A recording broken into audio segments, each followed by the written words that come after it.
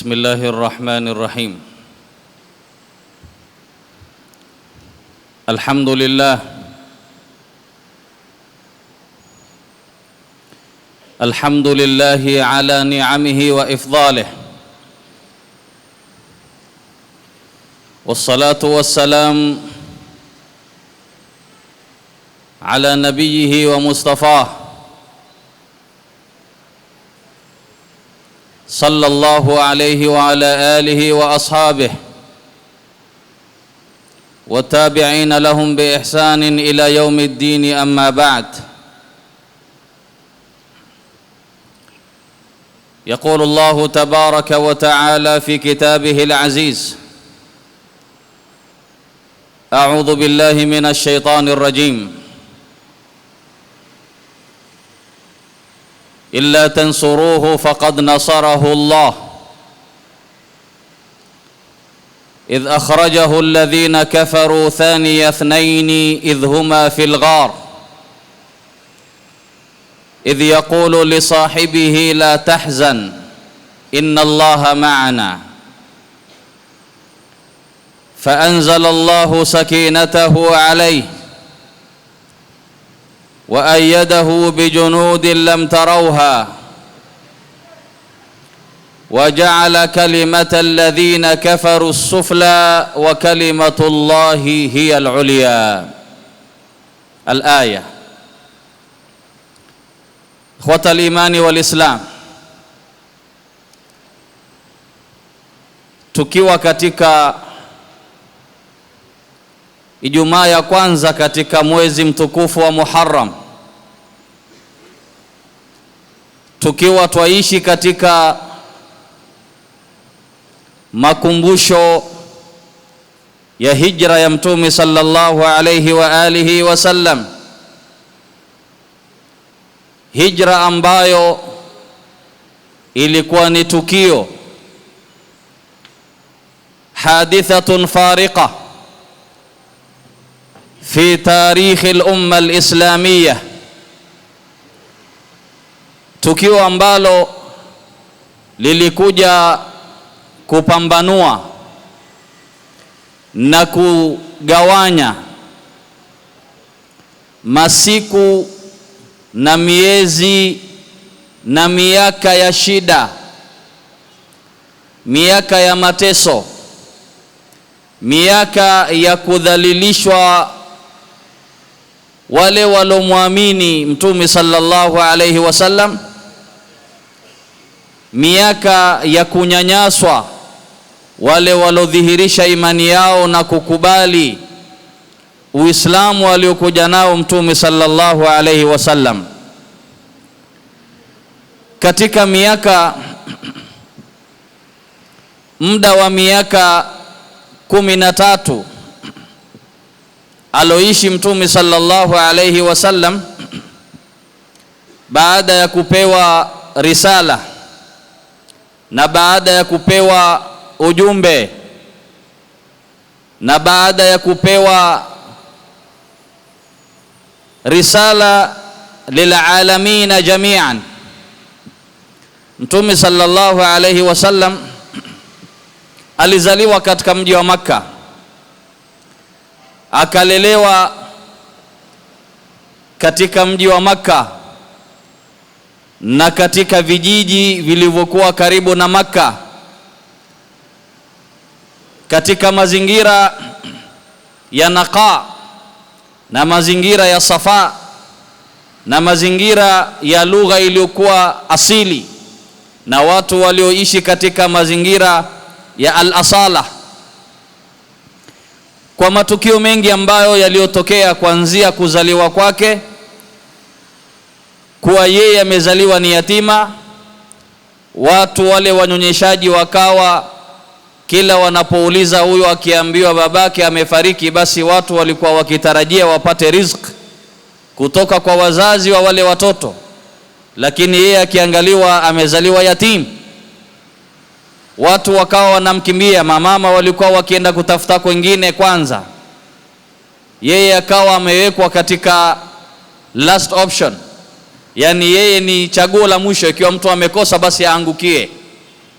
ingawa yeye alikuwa anatakiwa awe ndio option ya kwanza Mtume sallallahu alaihi wasallam, lakini watu walikuwa hawajui kwamba huyu ni mtume, atakuja kuwa mtume. Ikapita miaka ya kupita, Mtume sallallahu alaihi wasallam akaishi katika maisha ambayo kukosa ni kwingi kuliko kupata, kwa upande wa maisha na chakula na mambo ya kawaida ya kimaisha. Kukosa ilikuwa ni kawaida kuliko kupata. Kule alikolelewa, alikonyonyeshwa kwa kina Halimatu Saadia, kule alikozaliwa Sayyida Amina bintu Wahab, ambaye na yeye alikuja akafariki Mtume sallallahu alaihi wasallam akiwa na miaka 6, mdogo sana Mtume sallallahu alaihi wasallam. Unaposoma tarikhi au historia na sira ya Mtume sallallahu alaihi wasallam, utasikia utamu wa kusoma shakhsia ambayo si ya kawaida. Kuna watu wanapenda kusoma historia za watu na wanasikia raha wakisoma historia ya watu wa kawaida, kuona huyu mtu alizaliwa vipi, aliishi vipi, alikuwa na mambo gani, na ni mtu wa kawaida, si rasul au si nabiyun mursal, wala pengine hata si katika watu wema wanaotajika kuwa ni mwema, lakini mujarrad ya kusoma historia ya mtu, kwa wapendao kusoma historia ya watu wanasikia raha. Je, ikiwa unayemsoma ni Rasulullah sallallahu alayhi wasallam uliyethibitishiwa ndani ya Qur'ani, ukaambiwa wama arsalnaka illa rahmatan lilalamin, wewe unasoma historia ya rahmatan lilalamin, aliyeambiwa wa innaka la ala khuluqin adhim, wewe unasoma historia ya mtu ambaye ameambiwa wewe uko juu ya tabia njema. Unasoma historia ya mtu ambaye ameambiwa wama arsalnaka illa kafatan linnasi bashiran wa nadhira. Unasoma tarikhi na historia ya mtu ambaye ametumilizwa ulimwengu mzima kuwa ni bashir na nadhir. Kwa ufupi, unapojiuliza maswali hayo, huyu ni shakhsia sampuli gani ambaye mimi namsoma, basi hutomaliza kusoma. Ile raha hutotamani ikatike. Utaenda kwenye utunzi wa mtunzi fulani wa sira, utasoma zile vol zote, utazisoma zile ajza, utazisoma. Utaenda kwa mtunzi mwingine aliyetunga kitabu kingine, utamsoma Mtume sallallahu alaihi wasallam.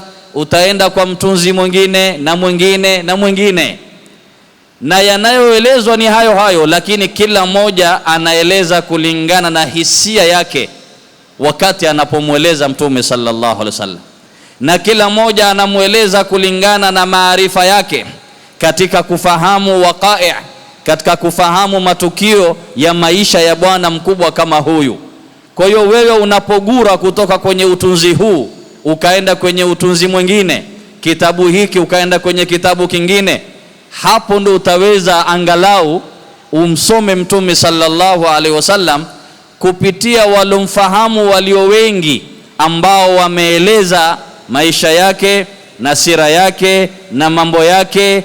Utajihisi kwamba wewe unaishi na unatanakal, unagura kutoka kwenye riyadun min riyad au raudatun min riyad, unagura kutoka kwenye bustani hili ukamsoma kwa namna fulani, ukatoka kwenye bustani lingine ukamsoma kwa namna nyingine.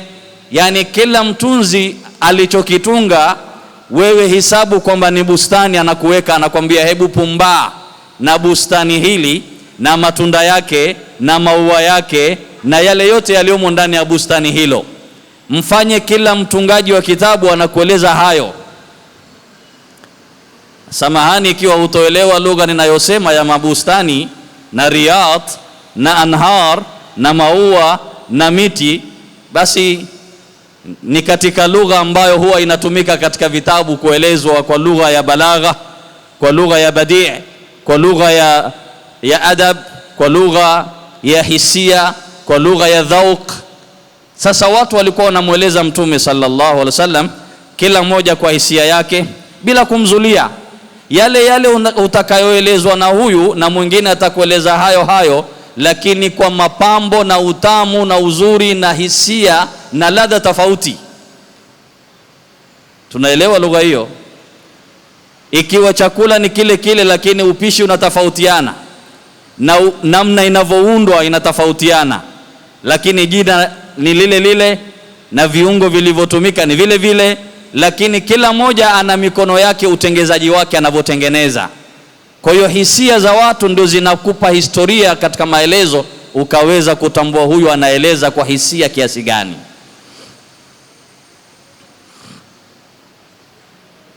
Mtume sallallahu alaihi wasallam akaishi akijulikana ni mtu wa kawaida, lakini asiyekuwa wa kawaida. Alikuwa hashiriki katika baadhi ya michezo ya watoto wa Kikureishi na wa Kiarabu. Mara nyingine watoto walikuwa wakivua nguo zao kwenda kubeba mchezo wa kuchezea mawe, wanaokota mawe kisha wanafanya mchezo wa kuchezea mawe kama hizi tunazocheza watoto wetu, gloli na zinginezo. Lakini Mtume hajaonekana hata siku moja akionekana akivua kikoi chake kuweka chini na kuweka mawe kuanzia udogoni mwake, kwa sababu inayatullah na hifdhi ya Mola na sitara ya Mola ilikuwa imemfinika, kwa sababu ni Rasulullah sallallahu alaihi wasallam. Baadhi ya matukio ama baadhi ya hali ya watoto wa kawaida ilikuwa yeye hayampati mambo hayo, kwa sababu Mola anamuhifadhi. Huyu hafai kuonekana hata athari ya uchi wake, wala athari yoyote ya kuonekana huyu aliwahi kuonekana akiwa uchi, hakuna kwa Mtume sallallahu alaihi wasallam. Angalia hifdhi ya Mola, angalia inaya ya Mola subhanahu wa ta'ala. Lakini ukijipima ama tukijipima sisi tunavyojitandaza, tunavyojitupa, tunavyojieneza, tunavyojiaibisha, tunavyojifanyia mambo, hata mtu anashangaa huyu ana ubinadamu upi alionao. Mtume sallallahu alaihi wasallam akafika mpaka umri wa miaka 40 akiwa anajulikana as-Sadiqul Amin. Hili jina amepewa haikutoka kwa wahi kwanza, imetoka kwa walioishi naye, walimtambua mpaka kwa laqab ya kuitwa as-Sadiq al-Amin. Haijatosha kuitwa Sadiq peke yake, kwa sababu ghaliban ukiwa Sadiq utakuwa mwaminifu, na ukiwa mwaminifu utakuwa mkweli. Lakini zote mbili akapewa Mtume sallallahu alaihi wasallam ili kusiwe na upungufu wowote. Akawa anajulikana kwa jina la as-Sadiqul Amin, mkweli mwaminifu. Jina hili walompa ni watu walioishi naye, wakamjua huyu hawezi kuwa muongo, mpaka waliokuwa wakimtizama akiwalingania. Makureshi walikuwa washaharibu jina lake, yani wanajaribu kuharibu ingawa hawawezi kuharibu. Basi wale watu wenye busara wa kujua uso wa mtu walikuwa wakija mbele yake, wanamtizama kwenye uso, wanasema ma hadha biwajhi rajulin kadhib au kadhub, au hadha alwajhu laysa biwajhi kadhab. Wanasema uso huu si uso wa mtu muongo, uso huu si uso wa uongo. Yani watu walikuwa wanamtambua nur fi wajhihi sallallahu alayhi wasallam, kama vile watu wa kweli wanavyotambuliwa, kama vile watu wenye naqa na usafi na akhlaq wanavyotambuliwa kwa ile kujitokeza kwao tu, ukamjua huyu hadha laysa bikadhab, hadha sadiqun wa hadha amin. Hata kama hakosi matelezo ya kibinadamu, lakini utamtambua huyu amejihifadhi kiasi fulani. Akajulikana kwa hayo, akifanya biashara, alikuwa akichunga mbuzi, alikuwa akitumwa kwenda Sham katika biashara, na akirudi anakuwa faida ikiongezeka maradufu zaidi, kwa sababu ya uaminifu aliokuwa nao, kwa sababu ya baraka ya mikono yake, kwa sababu ya amana aliyokuwa nayo. Aliishi maisha ya kawaida, lakini haikuwa ni ya kawaida. Yeye kwake kawaida tu, lakini yanayodhihiri yalikuwa sio kawaida.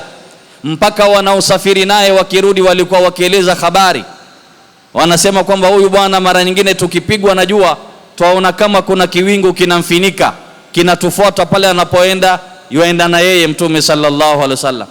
Inayatullah, hifdhi ya Mola subhanahu wa ta'ala. Akapewa akiwa na miaka 40, na miaka 40 si mtoto mdogo tena.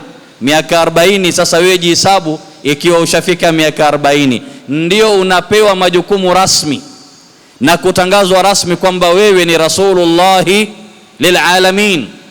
Wewe sasa umepewa risala ya lilalamina jami'an, ukaambiwa wama arsalnaka illa kafatan linnasi bashiran wa nadhira. Baada ya akili kukamilika na mwili kukamilika na umri ukafika 40 wa kugawanya baina ya yaliyobakia na yaliyopita,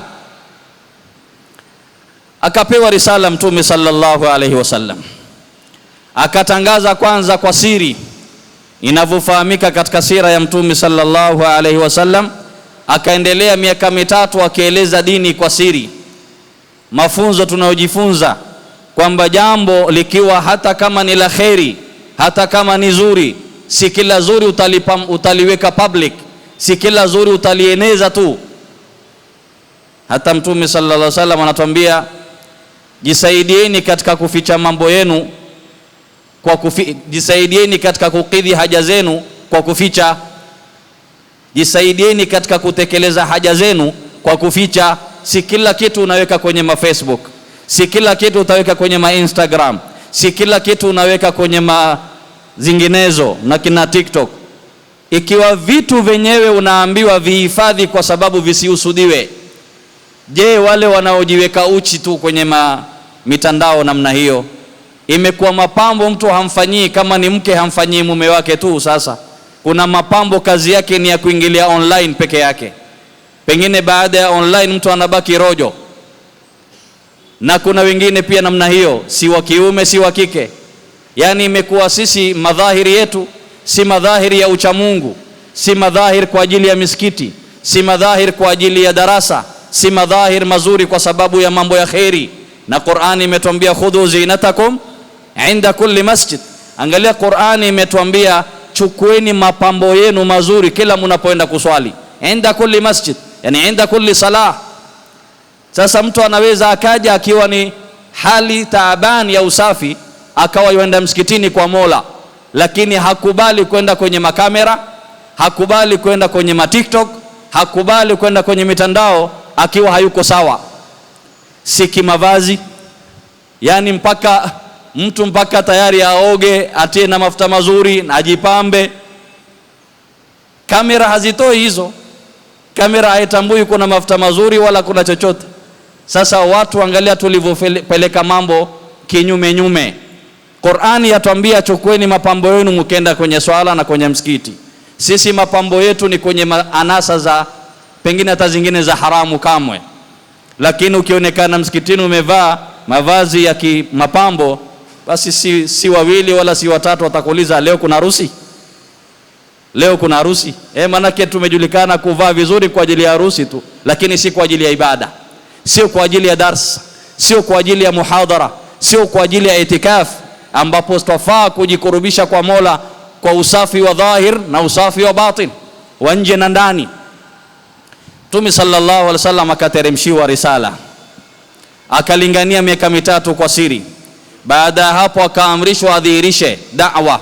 Ikawa sasa fatra na muda wa da'wa sirria ukamalizika, ikawa sasa ni fasda bima tumar, ikiwa sasa wa andhir ashirataka alaqrabin, akawa ni mwenye kutangaza public sasa, baada ya kuamini wale ambao waliamini, na wengi walikuwa ni watu wanyonge, na wengi walikuwa ni watumwa, na wengi walikuwa ni masakin, na wengi walikuwa ni fukara, lakini hao ndio waliamini wa kwanza, kwa sababu imani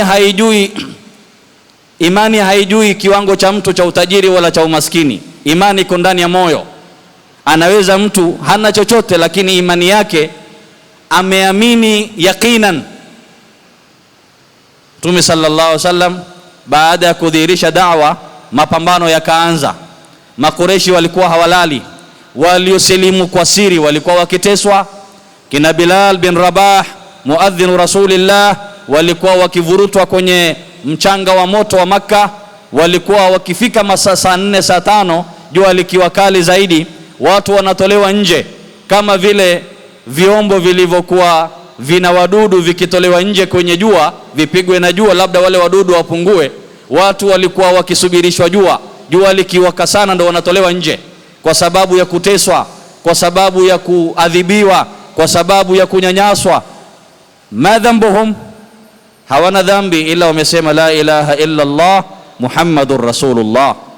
Mpaka kina Bilal alikuwa akiadhibiwa na Umayya na wengineo walikuwa wakimwadhibu. Anapita Waraka bin Naufal ambaye ni ndugu yake ibn ammi Khadija radhiallahu anha, ambaye aliwahi kutoa taarifa na taabir ya kusema mtume alipoteremshiwa wahi na Khadija alimuuliza, huyu Muhammad sallallahu alaihi wasallam namuona kama anafuatwa na kiumbe ambaye hatumjui. Waraka akaja akamwambia huyu alikuwa ni malaika, alikuwa kimteremkia Nabii Musa na Nabii Isa, na huyu atakuwa na jambo, na mimi natamani siku hiyo ambayo utatolewa mji wako huu Makka, ningekuwa niko hai ningekutetea. Yani Bwana anatoa habari ya kutolewa mtumi na bado miaka 13, kwa sababu aliwahi kusoma hizo habari kutoka kwenye Taurat na Injil. Ameelezwa na wale wasomi wa Injil na Taurat iliyokuwa sahihi. Basi mtume alikuwa shatabiriwa kwamba atahama, atatolewa mji, atafukuzwa. Mtume sallallahu alaihi wasallam, mateso yalipoanza ikaendelea miaka 3 kuteswa. Walosilimu wale watumwa wanateswa. Bilal akawa anaadhibiwa huko akisema ahadun ahadun ahad, na yule Waraka akipita akamwambia, ikiwa neno hili la ahad huyu bwana anamaanisha ndani ya moyo wake, basi lan tafna ya Bilal, wewe hutomalizika, utapata ushindi, wewe hutokufa leo kwa neno hili tu, utashinda, na neno hili utakuja kulitumia wakati fulani siku zijazo. Na ndio neno lililokuwa likitumika katika vita, miongoni mwa vita. Bilal alipokuwa akitaka kumuua Umayya, alipomuona basi neno la Bilal ilikuwa ni ahadun ahad. Anakumbuka neno lake alipokuwa akiteswa nalo miaka 15 iliyopita akiwa katika mchanga wa moto wa Makka. Leo katika vita Bilal ni sayyid, Bilal ni bwana, Bilal ni mu'min, Bilal ni mtetezi. Akawa anashika upanga wake akimtafuta Umayya aliyekuwa akimtesa. Basi alipomwona akawa anamwambia, leo nisiokoke ikiwa utaokoka wewe. Yani mimi leo nisitoke hapa uwanjani nife ikiwa Umayya atatoka salama. Angalia wanaume walivyokuwa na yaqeen na walivyokuwa na kisasi ya haki ya dini ya kulipiza kwa sababu ya mateso kwa ajili ya dini. Basi neno, uwanja mzima wa vita ulibadilika ikawa neno la masahaba ni ahadun ahadun ahad, ahadun ahad. Neno lile ambalo Bilal aliwahi kuambiwa na Waraka bin Naufal kwamba neno hili wewe hutoangamia mpaka utashinda nalo, ndio neno lilotumika kwenye vita vya Badri. Wakati Umayya alipouliwa, Bilal alipotamka ahad, basi masahaba wote walibadilisha neno, ikawa neno ni ahadun ahad, ahadun ahad, na huko mapanga yakipambana na watu walikuwa wakishindwa. Mtume sallallahu alaihi wasallam akateswa, akaonewa. Makureshi wakatumia kila mbinu, mara wanaenda kwa ammi yake Abu Talib, mara wanaenda kwa nani, mpaka akawekewa vikwazo vya kuhamishwa na kutolewa mji, waende wakakae katika Shi'bu Abi Talib au Shi'bu Bani Hashim. Yajulikana kuna sehemu fulani la bonde katika Makka yajulikana ni sehemu ya kina Banu Hashim, ni ardhi yao na ni mabonde yao. Basi mtume na jamaa zake Banu Hashim na Banu Muttalib walitolewa wote, wakaambiwa nyinyi hamuna haki ya kuishi ndani ya Makka, nendeni mkaishi kwenye ardhi yenu kule nje ya Makka. Hamuna ruhusa kuuziwa, hamuna ruhusa kununua, hamuna ruhusa nyinyi kuuza, hamuna ruhusa kuoa kwa Waarabu wengine wa Makka, na Waarabu hawaruhusiwi kuoa kwenu. Yani wamewekewa vikwazo vya kiuchumi na vya kihisia, mpaka hata kuoa kwao pia watu wamekatazwa, na amri ilikuwa ni ya Makureish. Wakishasema wamesema, ukionekana umeenda kuoa kwa Banu Hashim au Banu Muttalib, inaonekana wewe umemuunga Muhammad na jamaa zake sallallahu alaihi wasallam. Ukiwauzia ama ukinunua chakula chao, basi wewe unaonekana unawaunga wao. Mtume sallallahu alaihi wasallam akakaa miaka 3, kuanzia mwaka wa 6 mpaka mwaka wa 7 mpaka mwaka wa 10, akakaa katika sehemu ya Shi'bu Abi Talib. Wakakosa chakula, isipokuwa Khadija alikuwa ni mfanyibiashara, alikuwa na baadhi ya watu wanaojuana naye wakimletea chakula usiku kwa siri kwa ajili ya Mtume sallallahu alaihi wasallam. Lakini mbali na hiyo hakuna chakula cha dhahiri. Mtume aliwekwa katika njaa kuanzia mwaka wa 7 mpaka wa 10, baada ya da'wa sirriya miaka 3 na da'wa jahriya miaka 3. Baada ya miaka 3 mtume akawekewa vikwazo, wakakaa kule. Makureshi wakaandika mkataba iliyowekwa inajulikana kwamba ni sahifatun dhalima au as-sahifa dhalima, iliyoandikwa na masharti yaliyowekwa. Hayo nilioeleza ilikuwa imeandikwa kwenye hiyo katiba kwamba hawa hatufai kuoa kwao, hawafai kuoa kwetu, hawafai kuuziwa, hawafai kununua, hawafai kuuza, hawafai kutembelewa, hawafai kusaidiwa, wakifiliwa hawafai kuendewa.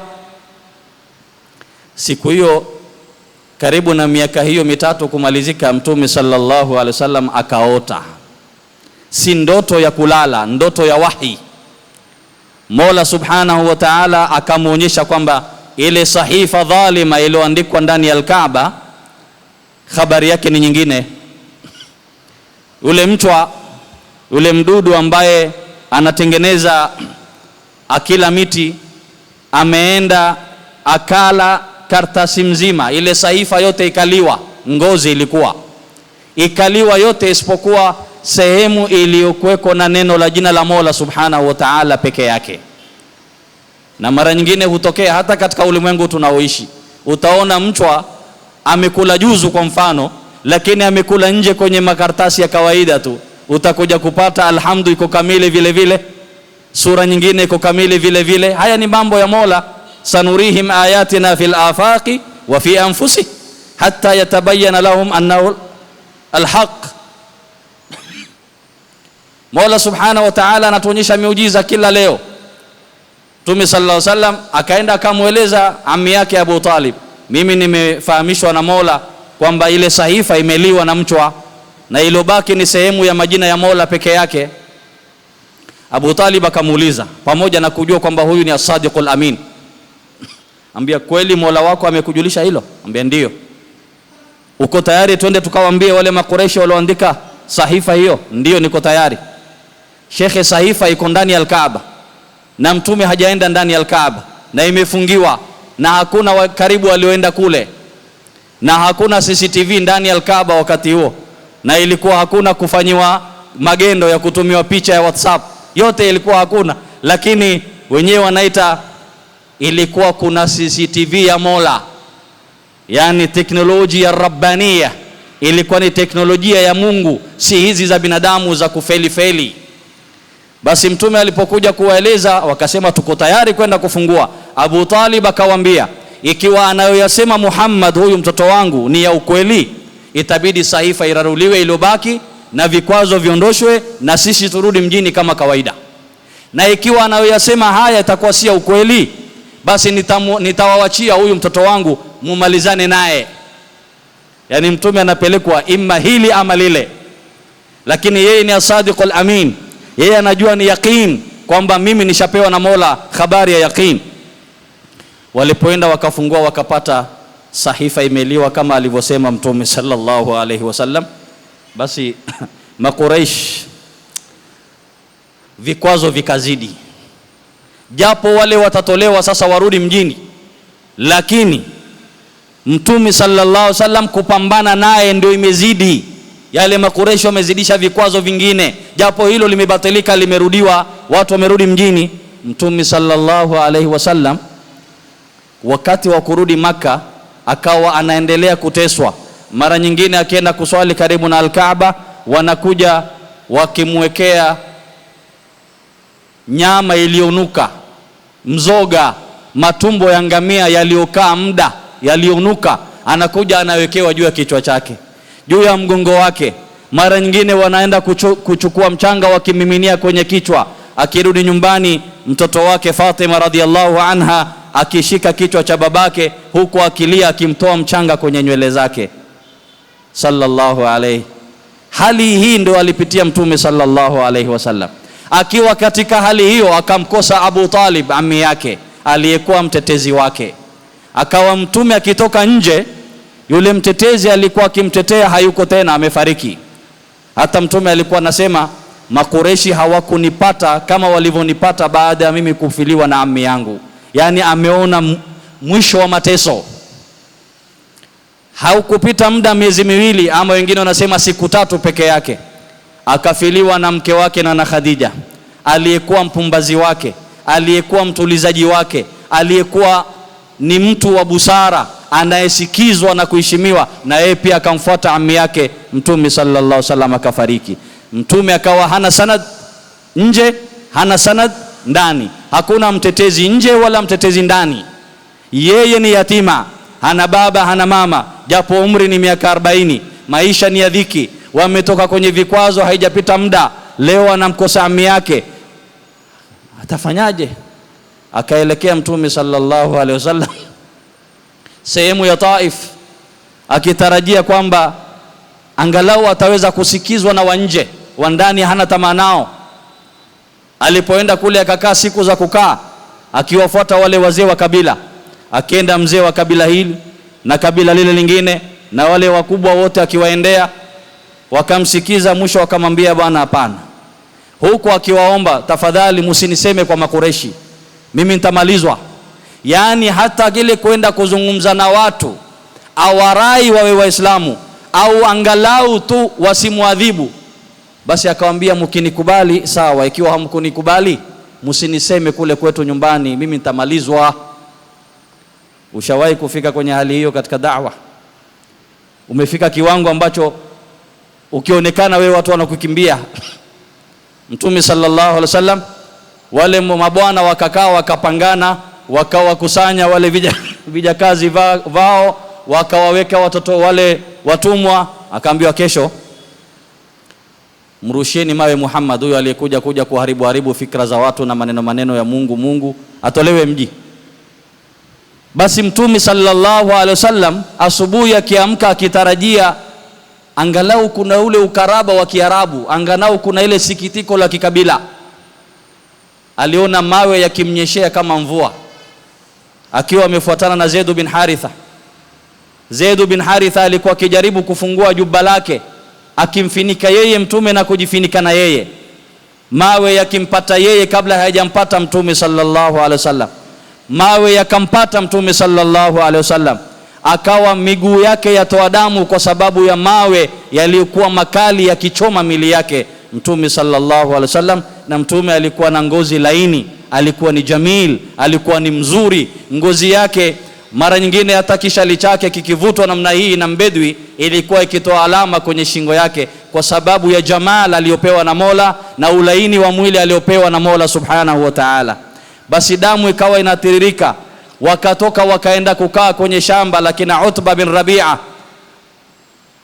Ikiwa damu inatiririka, Mtume sallallahu alaihi wasallam anatumiwa mfanyikazi, yani angalau wale kina Utba bin Rabi'a wajue wao ni Makureshi au kabila lao la karibiana na kabila la Mtume, angalau wangeenda kumjulia mtoto wao. Huyo ni mzee wa miaka 40, japo si mzee lakini miaka 40 ni mtu na akili yake, mtu mzima. Basi akatumwa mtumwa, hebu ona kuna mtu amepigwa pale, mpelekee matunda haya na zabibu na hizi, angalau waburudike. Basi Addas anaitwa, alipokuja Mtume sallallahu alaihi wasallam akachukua ile zabibu, akamuuliza, masmuka ya gulam? Ambaye mimi naitwa Addas. Umetoka sehemu gani? Nimetoka sehemu ya Nainawa. Masha Allah. Mtume sallallahu alaihi wasallam haoni damu ikitiririka kwenye mwili, haoni dhiki alizonazo, anaanza kumkumbuka mmoja katika mitume wenzake. Wewe umetoka sehemu ya kina Yunus bin Mata. Yule Addas akawa anashangaa, ulimjua vipi wewe Yunus bin Mata? Sema, huwa nabiyun wa ana nabii. Mtume sallallahu alaihi wasallam anamwambia yeye ni mtume na mimi ni mtume. Anaanza kumtafuta mtu mmoja amsilimishe, haoni yote yalompata kwamba yatamtia dhiki. Angalia himma, angalia watu walivyokuwa na nyoyo za watu 100. Inna Ibrahima kana umma, kuna watu ni mtu mmoja lakini ni umma mzima, kwa hamu walionayo, kwa himma walionayo, kwa nyoyo zao ambazo zinawaza kheri kwa umma. Mtume sallallahu alaihi wasallam akasema bismillah. Yule Addas akamuuliza, nakusikia unasema neno ambalo watu wa hapa sijawasikia wakisema, hili neno la maanisha nini? Sema, maana ya bismillah, mimi nala kwa jina la Mola subhanahu wa ta'ala. Angalia da'wa unavyotakiwa ueleze, hata sio kumwambia mtu silimu. Matendo yako na yangu yatamfanya mtu ajiulize maswali, huyu ni mtu sampuli gani? Mavazi yangu na yako yatamfanya mtu ajiulize, mavazi mazuri sampuli gani haya? Utaingilia hapo tu, haya ni mavazi ya mitume, haya ni mavazi ya watu wema, haya ni mavazi ya kielimu, haya. Lakini hatuna cha kumwambia mtu, wala hatuna cha kumuonyesha mtu. Tutamsilimisha mtu vipi? Maneno hayasilimishi, ni nyoyo na himma na akhlaq ndo na ikhlas ndo zinasilimisha. Mtume sallallahu alaihi wasallam akaanza kuomba dua, akimwomba Mola subhanahu wa ta'ala akisema, Allahumma inni ashku ilayka dha'fa quwwati wa qillata hilati wa hawani 'ala an-nas, anta rabbul mustad'afin wa anta rabbi, ila man takiluni, ila ba'idin yatajahamu, ila aduwin mallaktahu amri am ila ba'idin yatajahamuni. Akasema Mtume sallallahu alaihi wasallam tadarru, akimwambia Mola, ashku ilayka dha'fa quwwati, mimi nakushtakia udhaifu wangu ya Rabb, wa qillata hilati, na sina hila, sina ujanja. Mtume asemi ujanja, lakini lugha ya kufahamika nasema hivyo, yani sina hila, sina namna ya kuweza kujitoa kwenye hali hii. Umeniachia maadui wanitese namna hii, ama umenipeleka kwa watu wa mbali wanifanye namna hii? Basi Mola, ikiwa huna hasira na mimi, haya yote naona ni kawaida, lakini kama huna hasira na mimi, basi nahitaji rehema zako. Hapo Mtume sallallahu alaihi wasallam akimaliza dua, walillahi junudu samawati wal ard, sauti yako moja, neno lako moja liliotoka ndani ya moyo linaweza likatingisha ulimwengu mzima, linaweza badilisha hali ya umma, laweza badilisha hali ya familia yako, laweza badilisha hali ya mitaa yako, yaweza badilisha matatizo ambayo tumezoea kuyaimba. Angalia tadarru ya Mtume ambayo haifiki hata dakika 2. Mwenyezi Mungu Subhanahu wa Ta'ala ameanza kuachilia malaika, nendeni mkamuulize Muhammad. Malaika wa majabali, haya Muhammad, Mwenyezi Mungu ametutuma, ruhusa ni yako, tuwafanye vipi hawa walokutesa namna hii? Tuko tayari kuwaweka kati ya majabali mawili haya, tuwafinike na tuwaangamize na tuwasage-sage. Mtume sallallahu alaihi wasallam anawaambia malaika, la, msifanye hivyo. Mimi natarajia vizazi vya hawa vitakuja kuniamini. Mimi mahesabu yangu sio kwa hawa tu, mahesabu yangu ni mpaka siku ya kiyama. Kuna umma utajitokeza ambao watakuwa ni khairu ummatin ukhrijat linnas, watakuja kufahamu dini hii, watakuja kutambua. Angalia mpaka watoto wale ambao walimtesa Mtume yuko tayari kusema nimewasamehe, natarajia watoto wao waje waniamini na wanitambue ikiwa wazazi wao hawajaniamini. Akatoka Mtume sallallahu alaihi wasallam, Maka ametolewa na haruhusiwi kuingia mpaka atafute mtu wa kuingia naye. Hivi Mtume anazaliwa ndani ya Maka na ni katika Makuraish na ni katika afdalul qabail, leo anashindwa kuingia kwao. Akamtafuta mtu akamwambia, tafadhali na kuomba unipe himaya, nataka kuingia na wewe uniingize Maka. Na Waarabu walikuwa na ada kwamba mtu hata akiwa amefanya kosa, akiletwa na mtu ambaye amemleta kama mdhamini, basi anaheshimiwa yule kwa sababu ya mkataba ulioko kati yao.